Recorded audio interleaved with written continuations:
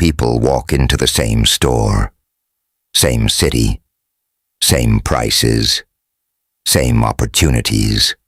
One walks out, feeling in control. The other walks out, feeling behind. Nothing changed in the world around them. Only one thing was different: the way they were thinking. This is the uncomfortable truth most people avoid. Money is not just about how much you have. It's about how you see it. And that difference quietly shapes everything. We like to believe wealth is built from income, more money in, better life out, simple, clean, fair.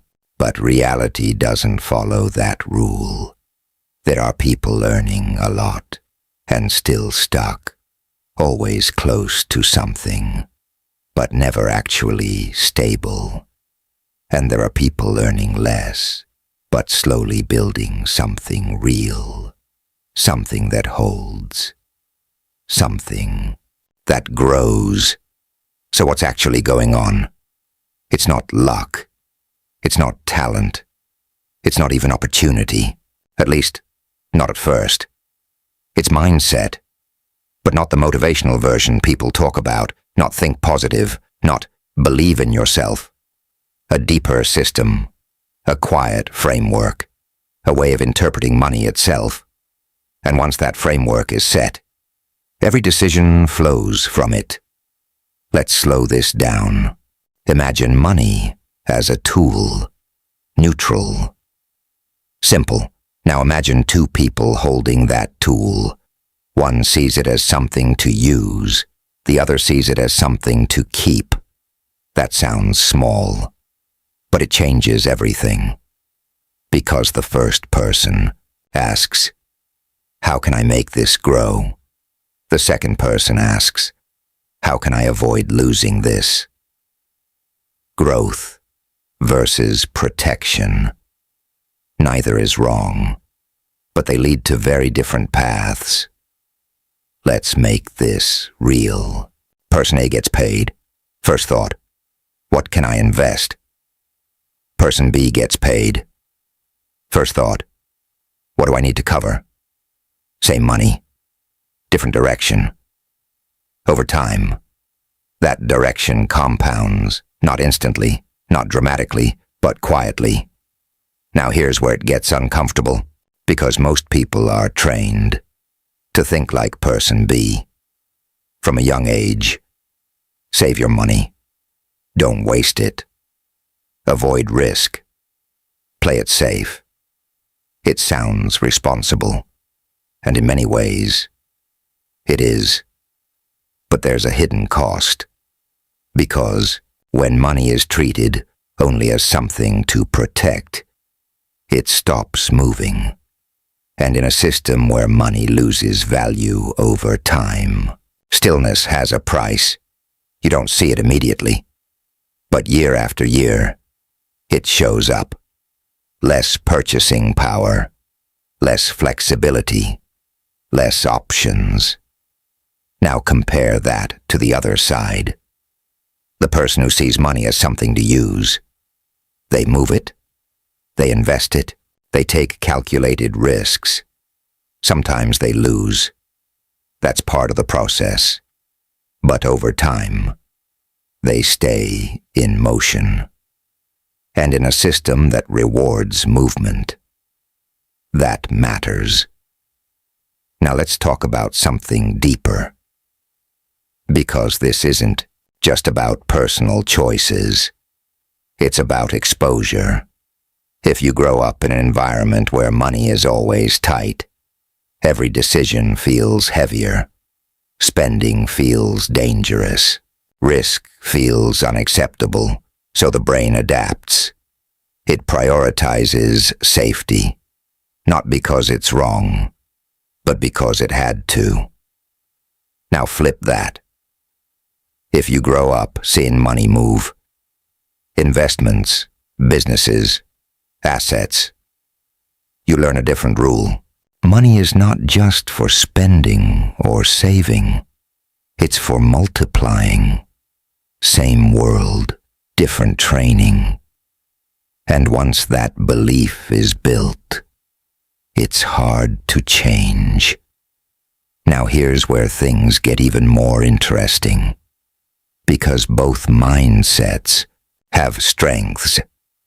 The protect mindset avoids disaster. It reduces risk. It keeps you stable. But it also limits growth.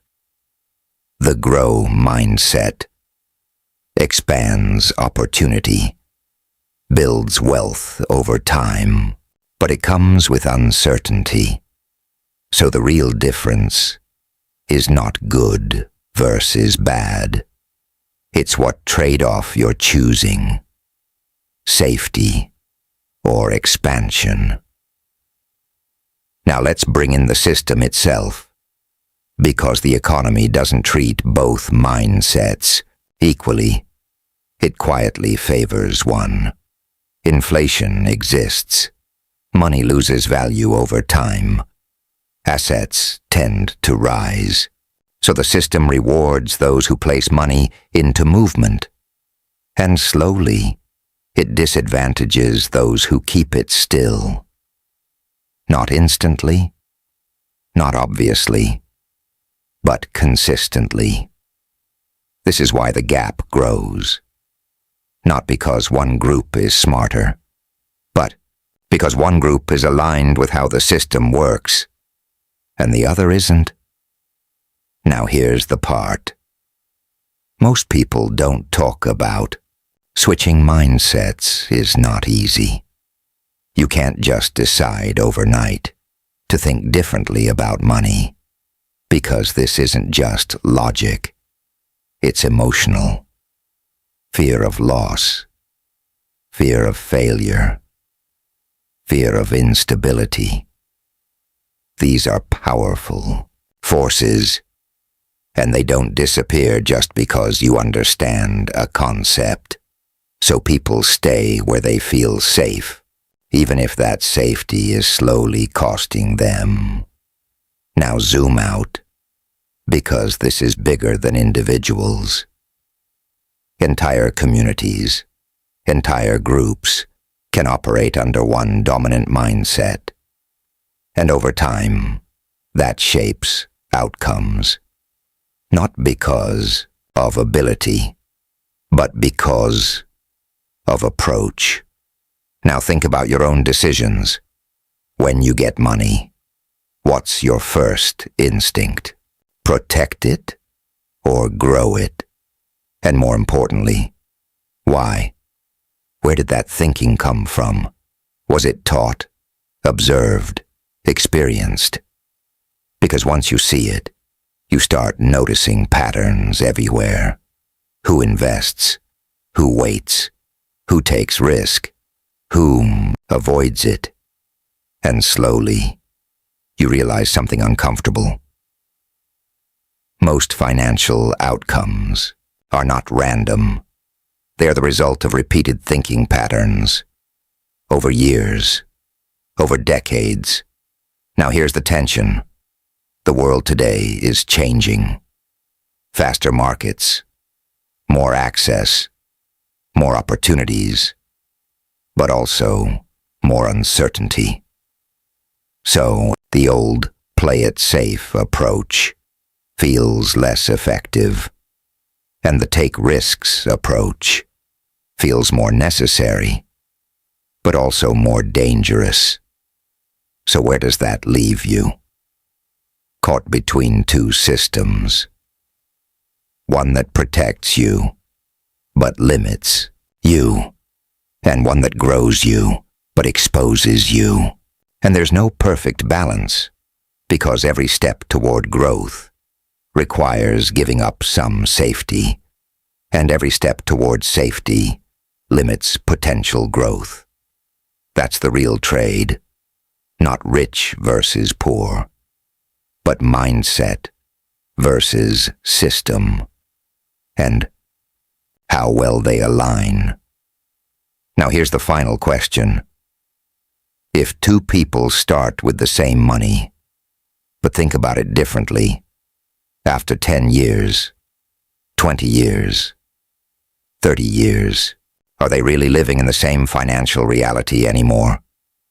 Or did that small difference in thinking quietly create two completely different worlds? And if that's true, then the real question isn't, how much money do you have? It's, how do you see it?